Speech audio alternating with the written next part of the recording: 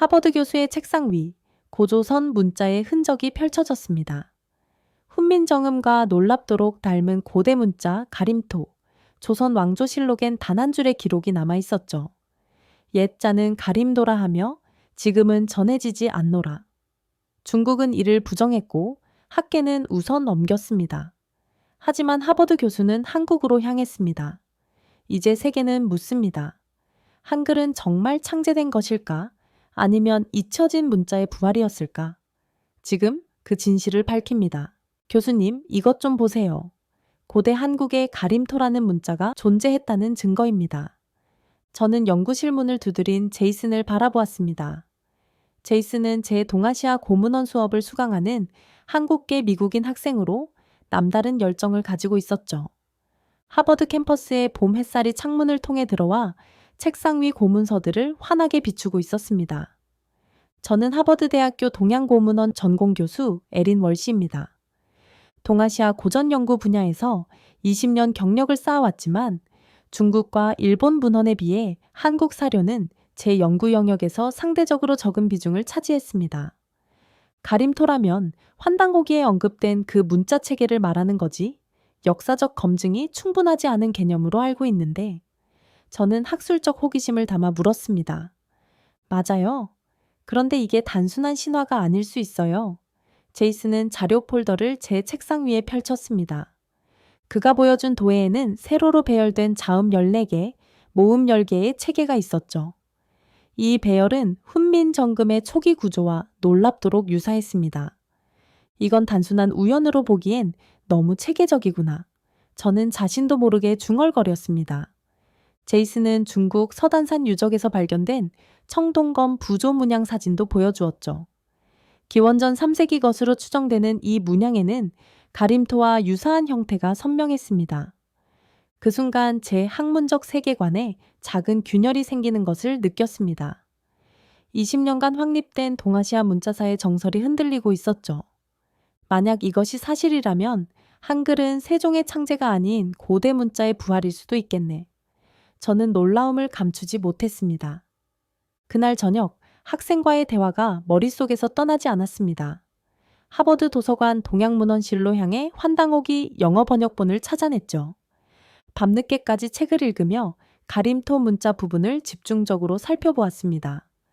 표면적으로는 신화와 전설이 가득했지만 천문학적 기록과 문자 체계는 단순한 창작물로 보기에 너무 정교했습니다.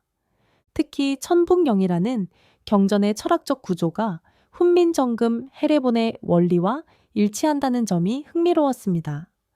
다음 날부터 시베리아 고고학 데이터베이스, 만주 유적, 바이칼, 호수 인근 문명 연구들을 집중적으로 조사했습니다. 고조선 또는 동이계 문자의 존재 가능성을 시사하는 단서들이 조금씩 모이기 시작했습니다. 일주일 후 학과 세미나에서 제 새로운 연구 방향을 발표했을 때 예상대로 회의적인 반응이 쏟아졌습니다. 학자로서 환단고기 같은 위서에 시간을 낭비하는 건 적절치 않아 보이는데 중국사 전공 마이클 교수가 냉소적으로 말했습니다. 역사학에서 위서라는 개념 자체가 얼마나 정치적일 수 있는지 우리 모두 알지 않나. 환단고기 내 천문 기록은 현대 천문학으로 검증 가능하고 문자 체계는 언어학적 분석 가치가 충분해 저는 차분하게 반박했습니다. 그래서 뭘 어쩌려고 하는 건데? 마이클이 물었습니다. 한국으로 직접 가볼 생각이야. 제 목소리에는 확신이 담겨 있었죠. 동료들의 의아한 표정을 뒤로하고 연구실로 돌아오는 길, 이상하게도 가슴이 뛰는 것을 느꼈습니다. 하버드 교수가 검증되지 않은 고대 문자를 연구하겠다는 소식은 학계의 화제가 될 것입니다. 그 순간 저는 깨달았습니다. 제가 두려워하는 것은 비웃음이 아니라 중요한 무언가를 놓치고 있을지도 모른다는 가능성이었습니다. 만약 고조선이 실제 존재했고 문자까지 있었다면 저는 20년 넘게 문명의 반쪽만 보고 있었던 것입니다. 서울행 비행기는 12시간의 비행 끝에 인천공항에 도착했습니다. 창밖으로 보이는 한국의 첫인상은 예상과 달리 매우 현대적이었죠. 호텔에 짐을 풀자마자 서울대학교 천문학과 박창범 교수에게 연락했죠. 하버드에서 이메일로 대화를 나눈 후 그는 직접 만나자는 제안을 흔쾌히 수락했었습니다. 이틀 후 서울대학교 캠퍼스에서 만나기로 약속했죠. 서울대학교는 도심에서 조금 떨어진 곳에 위치해 있었습니다. 푸른 나무들 사이로 현대적인 건물들이 조화를 이루고 있었죠. 박창범 교수의 연구실에 도착하자 그는 친절한 미소로 맞이해 주었습니다. 월시 교수님, 한국에 오신 것을 환영합니다. 이메일로 문의하셨던 내용에 대해 준비했습니다. 박 교수는 정중하게 말했죠. 직접 만나게 되어 기쁩니다. 환단고기에 기록된 천문 현상에 대한 교수님의 연구가 정말 흥미로웠습니다. 저는 진심을 담아 대답했죠. 박 교수는 컴퓨터 화면을 가리키며 설명을 시작했습니다. 제가 집중적으로 연구한 부분은 환단고기에 기록된 오성 출현 현상입니다.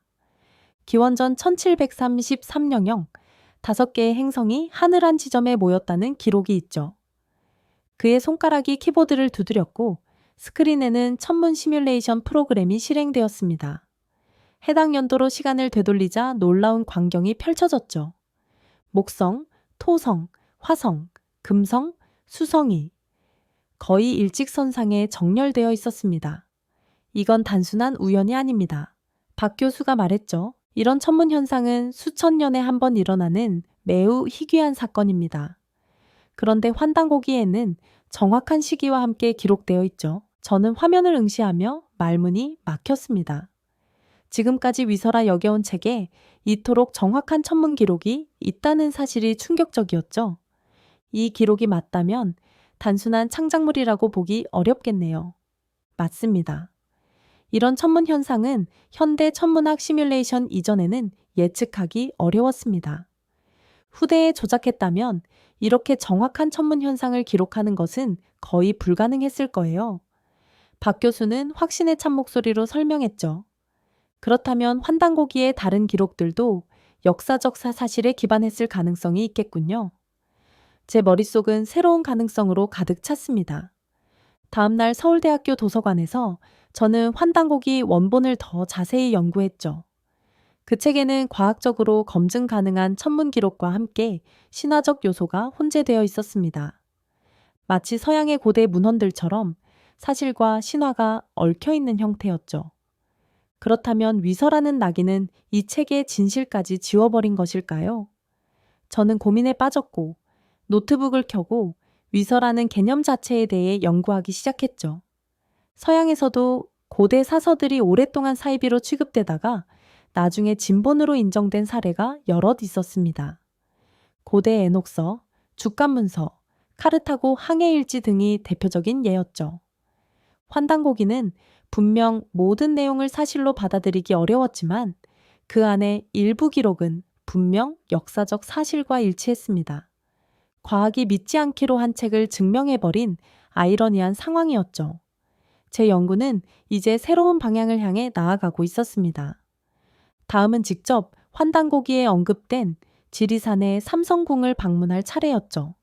서울의 화려한 도시 풍경을 뒤로하고 지리산으로 향하는 길은 생각보다 멀었습니다. 택시기사는 제가 외국인 교수라는 것을 알고 한국 역사에 관해 이야기했죠.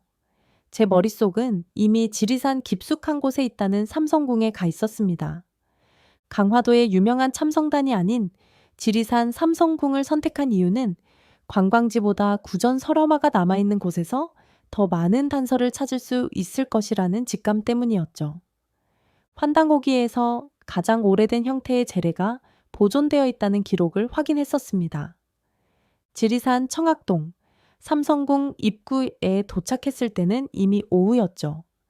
초가집과 돌담을 지나 재단으로 향하는 길은 시간이 멈춘 듯한 고요함이 느껴졌습니다. 벽에는 삼신일체, 배달국, 천재 등의 문구가 한글로 새겨져 있었죠. 정말 민속유적이 아니라 정신의 보존이었던 거구나. 저도 모르게 중얼거렸습니다. 백발의 노인이 제 앞에 나타났죠. 그는 자신을 삼성궁 관리자이자 대종교 사대손의 후손이라고 소개했습니다. 외국분이 이런 곳까지 어쩐 일로 오셨습니까?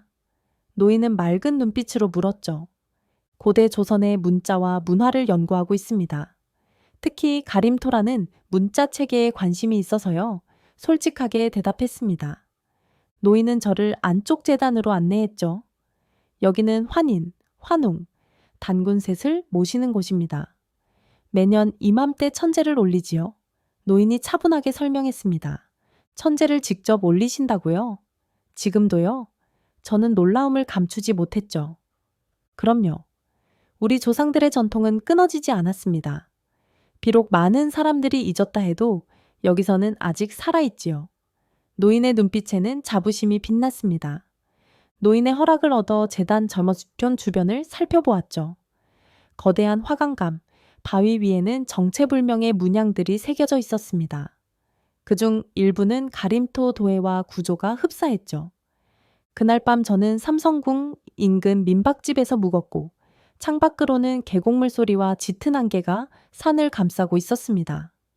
다음 날 노인은 천부경이라는 경전을 암송해 주었습니다. 글은 불탈 수 있어도 마음에 새긴 것은 불탈 수 없습니다. 노인의 말에 가슴이 뭉클해졌죠. 산을 내려오며 저는 이 여정이 단순한 학술 연구를 넘어 더 깊은 의미를 가지게 될 것이라는 예감이 들었습니다. 다음은 베이징이었죠. 치우천왕에 기록이 남아있는 중국 사료를 확인해야 했죠. 베이징으로 떠나기 전 서울대학교 언어학과에 들러야 했습니다. 가림토와 한글의 연관성에 관한 전문가 의견이 필요했죠. 김태윤 교수는 한국 문자학 분야에서 가장 권위 있는 학자로 알려져 있었습니다. 김 교수의 연구실은 고문서와 언어학 서적으로 가득했죠. 창가에는 세계 각국의 문자 체계를 보여주는 차트가 걸려 있었습니다. 그는 제가 가져간 가림토 문자의 구조 도식을 자세히 살펴보았죠. 형태론적으로 보면 자음과 모음의 분리가 확실하고 조합형 문자라는 점에서 훈민정음과 놀랄 만큼 유사합니다. 김 교수가 신중하게 말했죠. 그럼 가림토가 실제 존재했을 가능성이 있나요? 제가 물었고 김 교수는 잠시 망설이다 대답했죠. 증거가 부족해 학계에선 대부분 부정적입니다. 하지만 언어학적 관점에서 볼 때 이런 정교한 체계가 단순 위조되었다고 보기는 어렵습니다. 그날 오후 저는 고궁박물관으로 향했습니다. 국보 제70호 훈민정음 해례본이 특별 전시되어 있었죠. 유리 케이스 속에 놓인 이 소중한 유물 앞에서 서문을 눈으로 따라 읽어 내려갔습니다. 나란 말씀이 둥귀게 달아 문자로 서로 삼았디 아니할세. 이 문장이 의미하는 바를 곰곰이 생각했죠. 기존 문자를 쓰지 못했기 때문에 새로 만든 글자라는 내용이었습니다. 그런데 왜 그 구조가 고대 문자 체계와 일치할까요? 수많은 가능성이 머릿속을 맴돌았죠. 세종이 완전히 새로운 문자를 창제한 것이 아니라 오래된 체계를 재구성했을 가능성은 없을까요? 가림토와 훈민정음 사이에는 놀라운 공통점이 있었습니다. 가림토의 삼재 이론과 한글의 초성, 중성, 종성 구조, 가림토의 삼획과 한글의 기본 자음 기억, 니은, 미음의 관계성은 우연으로 보기에는 너무 정교했죠. 박물관 카페에 앉아 연구 노트에 적었습니다. 만약 이 모든 게 우연이라면 우연치고는 너무 정교하다. 제 손이 미세하게 떨렸죠. 그날 저녁 호텔로 돌아와 하버드로 보낼 발표 주제를 수정했습니다. 한글 창제 기원에 대한 철학적 재해석, 가림토 문자의 구조와 비교 중심으로 바꾸었죠. 이제 제 연구는 돌이킬 수 없는 방향으로 흘러가고 있었습니다. 글은 단순한 창조가 아니라 잊혀진 문자의 부활일 수 있다는 가설이 점점 더 설득력을 얻고 있었죠. 하늘의 이치를 담은 문자라는 철학이 두 시대를 이어주는 연결고리였습니다. 베이징행 비행기를 기다리며 저는 생각했죠. 만약 한글의 기원이 단군 조선까지 거슬러 올라간다면 문자학 전체가 재편될 수도 있을 것입니다. 그리고 그 핵심 증거를 찾기 위해 저는 이제 치우천왕의 흔적을 찾아 중국으로 향하고 있었습니다. 베이징 공항에 도착하자 촘촘히 내리는 비가 저를 맞이했습니다. 중국의 수도는 고층 건물과 고대 유적이 공존하는 독특한 풍경을 자랑했죠. 숙소에 짐을 풀자마자 베이징 대학 고문서관으로 향했습니다. 고문슈관은 웅장한 중국식 건물 안에 자리 잡고 있었죠. 저는 며칠 전 연락했던 리 장웬 교수를 만났습니다. 그는 중국 고대사와 동이족 연구의 권위자로 알려져 있었죠. 월시 교수님, 어떤 자료를 찾고 계신가요? 리 교수가 정중하게 물었습니다. 치유에 관한 기록을 비교 연구하고 싶습니다. 산해경, 사기, 그리고 환당오기에 나타난 치유 관련 기록을 함께 살펴보고 싶습니다. 제가 답했죠. 리 교수는 잠시 놀란 표정을 지었지만 이내 침착하게 새 문헌을 가져다 주었습니다. 나란히 놓고 보니 놀라운 사실이 드러났죠. 모든 기록이 치유를 전쟁의 신이자 강력한 금속 무기 사용자로 묘사하고 있었습니다. 사기에는 치유가 흑기병과 함께 황제 헌원과 싸웠다고 적혀 있었죠. 환단고기에는 철기 갑주와 수레를 사용한 배달국의 왕으로 등장했습니다. 산해경에서도 치유는 청동과 철을 다루는 기술자로 묘사되어 있었죠. 서로 다른 문화권이 동일한 인물을 기록하고 있습니다. 이건 전설이 아니라 실제 역사적 인물일 가능성이 높아 보이는데요. 저는 리 교수에게 말했습니다. 리 교수는 고개를 끄덕였죠. 치유는 동이족의 지도자였다는 설이 있습니다. 중국 북방 유적에서 출토된 청동 무기 중 일부가 한반도 남부와 일본 큐슈 지역의 청동기 형식과 유사하다는 연구 결과도 있지요. 다음 날 저는 중국 국립박물관으로 향했습니다. 북방 유적에서 출토된 청동기 전시를 찾아 자세히 살펴보았죠. 특히 비파형 동검은 그 확산 경로가 고조선과 만주를 거쳐 동아시아로 퍼졌음을 시사했습니다. 박물관 연구실로 돌아와 리 교수에게 물었죠. 당신들 기록에서도 치우는 외부에서 온 인물로 묘사되고 있습니다. 그가 진짜 중원 바깥에서 왔다면 어떤 의미가 있을까요? 리 교수는 잠시 침묵한 뒤 조용히 대답했습니다. 전통적으로 그는 동이족이라 불려왔습니다.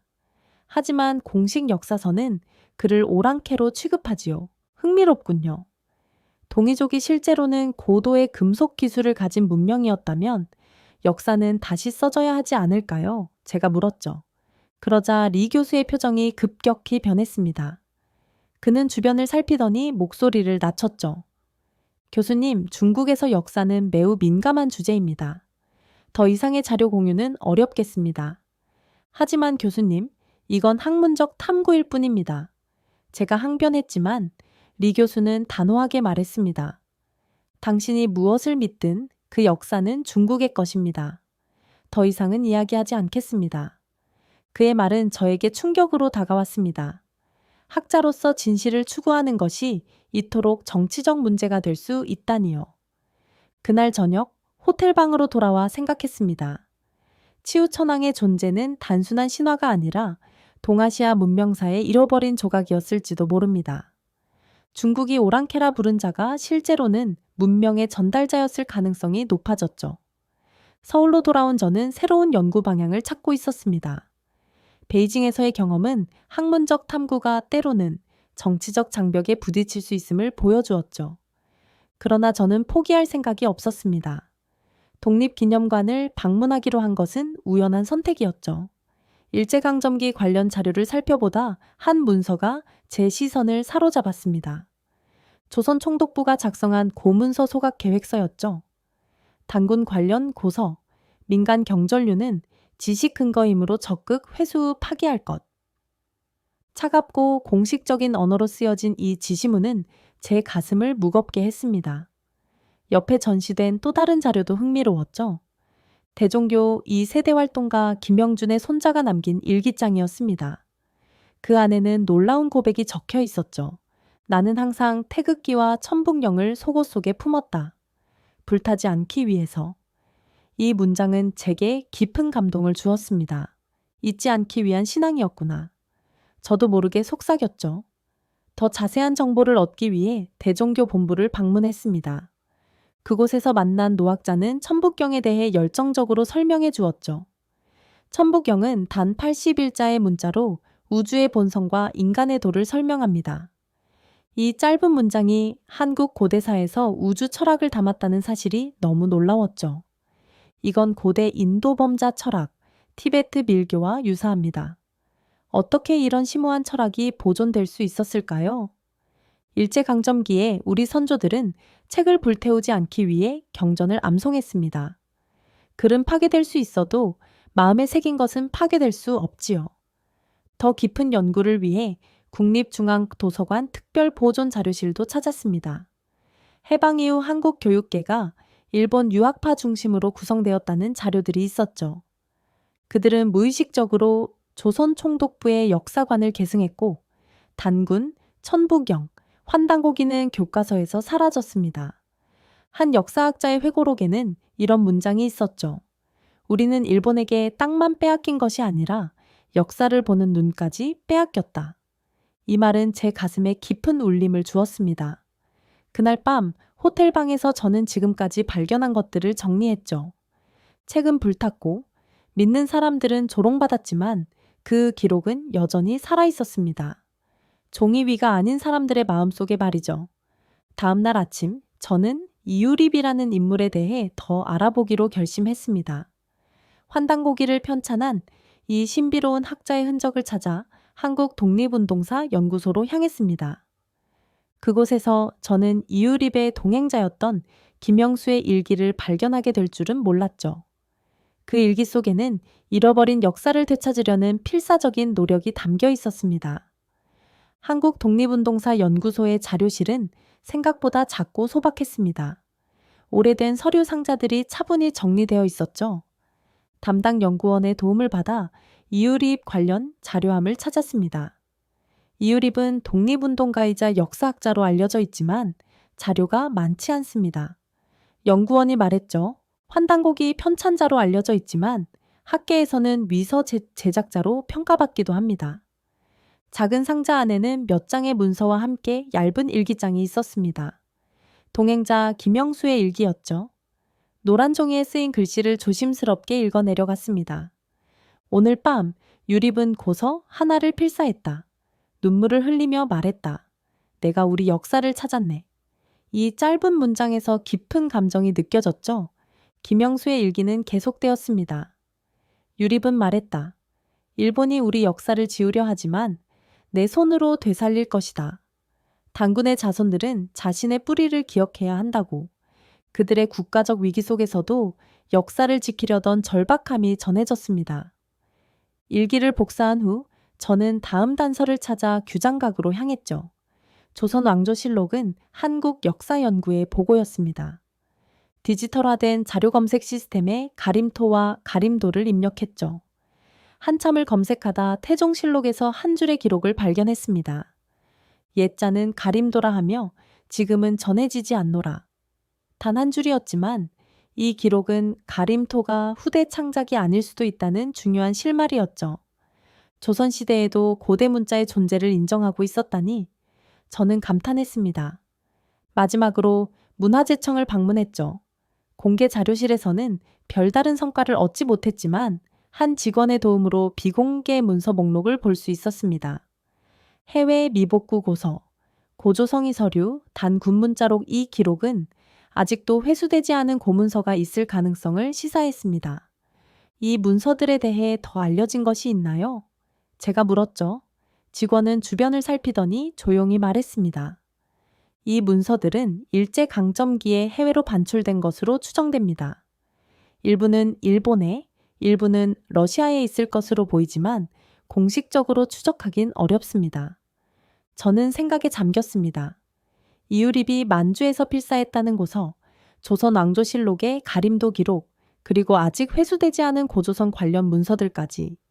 역사는 완전히 지워지지 않았고 여전히 복원될 가능성이 있었죠.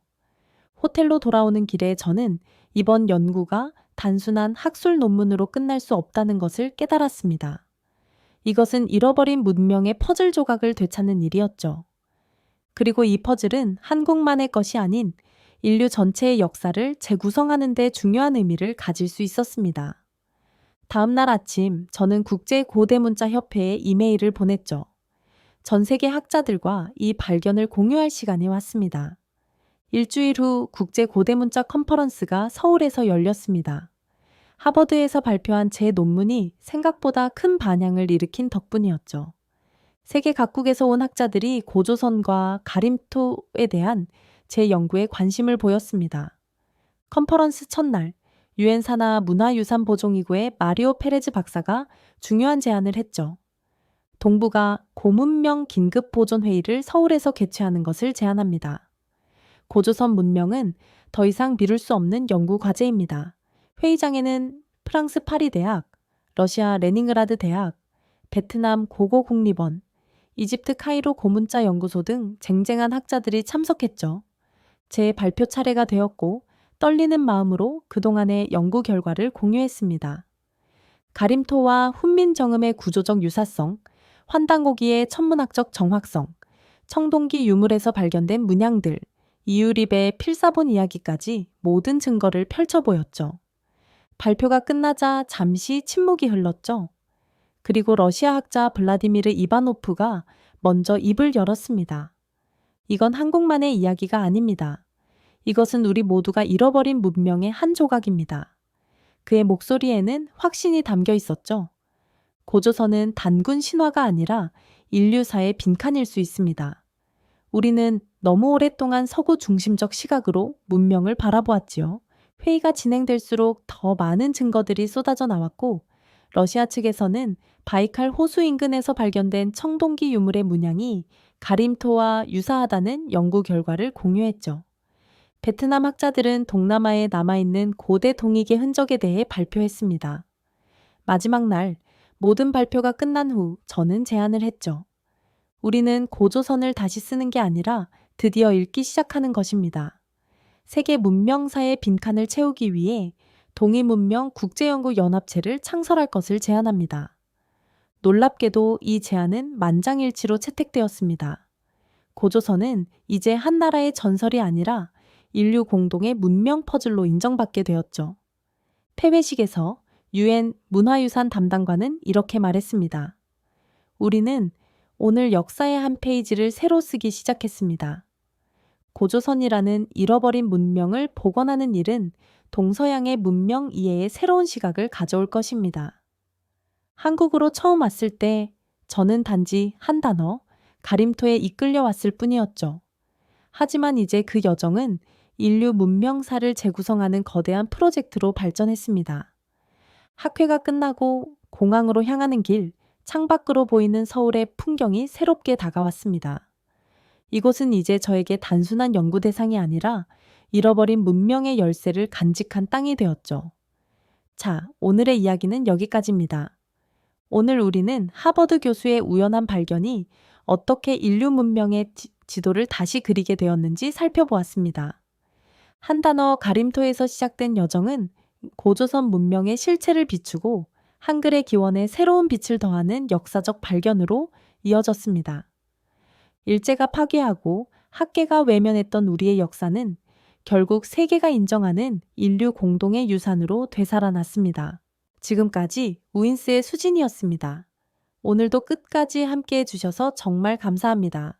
당신만의 해외 감동 이야기가 늘 당신 곁에서 따뜻한 순간으로 남길 바랍니다. 다음에도 따뜻한 이야기로 다시 찾아올게요. 수진이랑 우인스 다음에도 함께해요. 오늘도 행복한 하루 되세요. 사랑합니다.